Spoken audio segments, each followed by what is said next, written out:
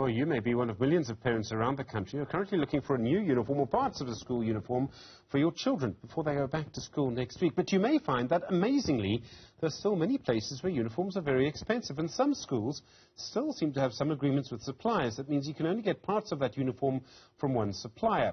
That keeps the price of that uniform very high. Juané van der Merwe is the Deputy CEO of the Federation of Governing Bodies of South African Schools. Juané, good afternoon to you, and thank you for your time.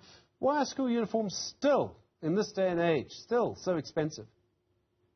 Well, good afternoon, Stephen. Well, first of all, I think we have to keep in mind that after the festive season, everyone is counting their cents twice. And are having to buy school uniforms for the new school term, where prices are extremely high, is an extremely big challenge in South Africa.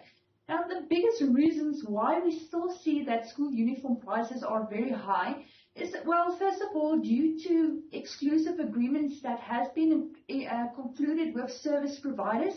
We know immediately if you only appoint one service provider that will provide and will supply the school uniform, immediately there's no competition for and competition in the market.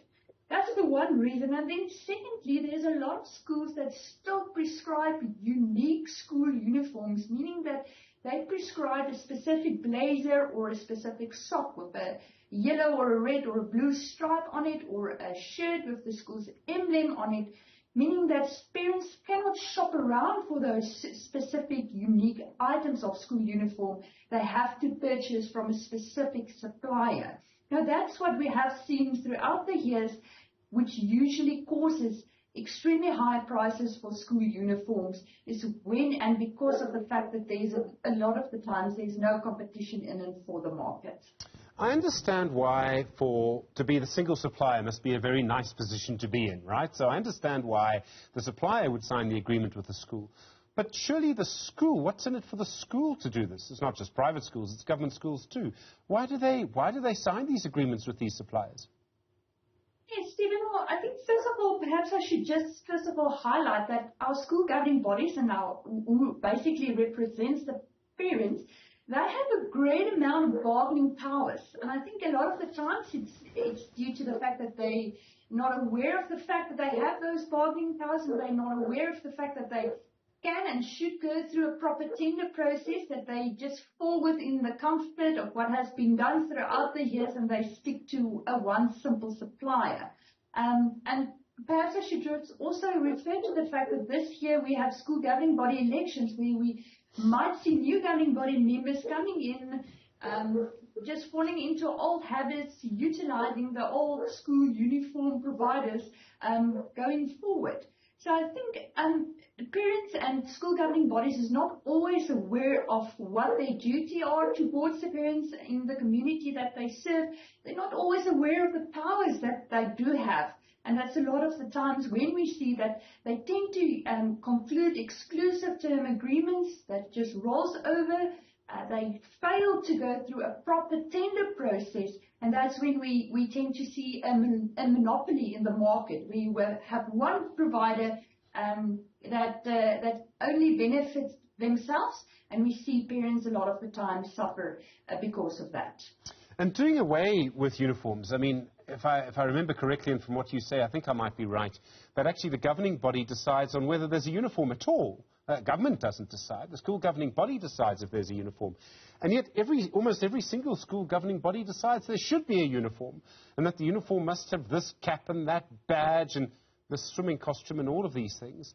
So governing bodies themselves don't seem to be prepared to do away with the uniform. Your understanding is correct, Stephen. I think first of all it must be remembered that it's the school governing body that drafts and approves your school's code of conduct. And usually in that code of conduct, they would prescribe the types of uniforms that the learners must wear. But what is important is that school governing bodies must, and it's a legal requirement, they must consult with the parents in the drafting process of that code of conduct. So I think it's time that parents also realize that they do have the say and they do have input in the code of conduct of the schools and what the school uniform looks like. Now, I'm not at all saying let's do away with school uniform. I think a school uniform has a very important role to play that can be seen as an equalizer between rich and poor, also to protect our learners from bullying and so forth. But I think it's important to consider the type of uniform that's being implemented at school. Rather make it more generic. For instance, prescribe a plain white shirt so parents can shop around, go to any kind of store they would like to purchase from, rather than making every single item of your uniform unique, which then limits parents to only shopping from one supplier. So I think it's very important. There's a lot that parents can do, but parents need to be active and involved in the school where their learners are enrolled. Juané, when I was at school, and this is going back a very long time, people used to have literally the same arguments, the same discussions that we're having now.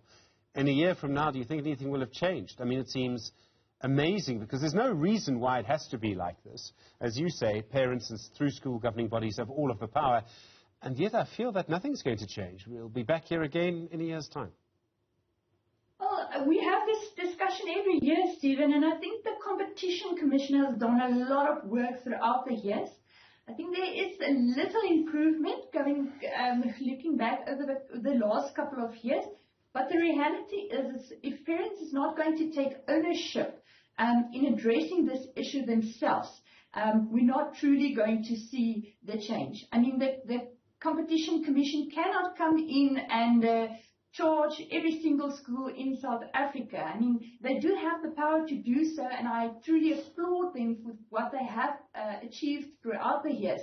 But the reality is that we're only truly going to see the change if parents voice their concerns, if parents are actively involved at the school, if they engage with the school governing body, if they participate during the school's budget meetings where they truly also have a say in approving the budget and approving the service providers that's being appointed by the school governing body.